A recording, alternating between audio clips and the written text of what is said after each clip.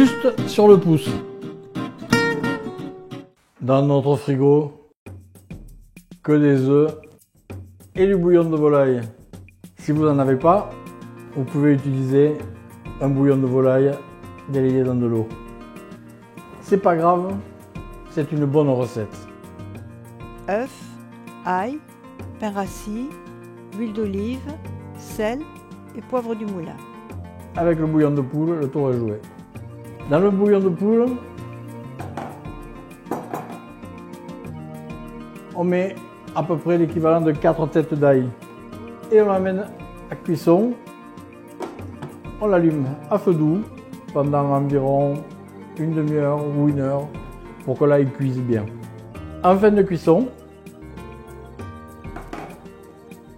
on casse 2 œufs.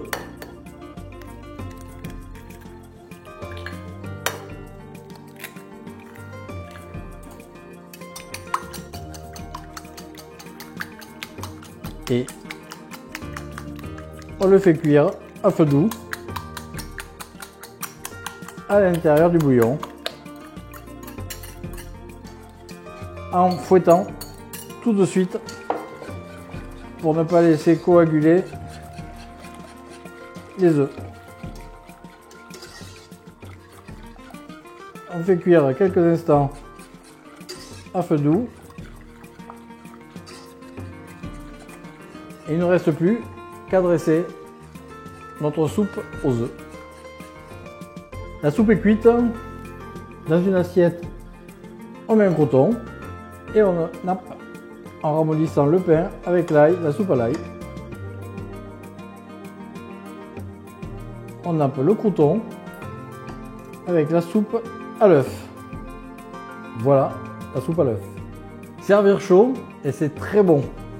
Si par hasard des invités arrivent à l'improviste, pas de panique, on vous prépare la même soupe, mais on va la faire au plus festive. Je vous préconise de mettre du jambon cru au four, à four doux pendant 1 heure, 1 heure et demie, pour le faire complètement dessécher. On s'en servira haché, un petit peu comme un poivre. Il suffit de saupoudrer sur le dessus de la soupe, pour encore plus relever.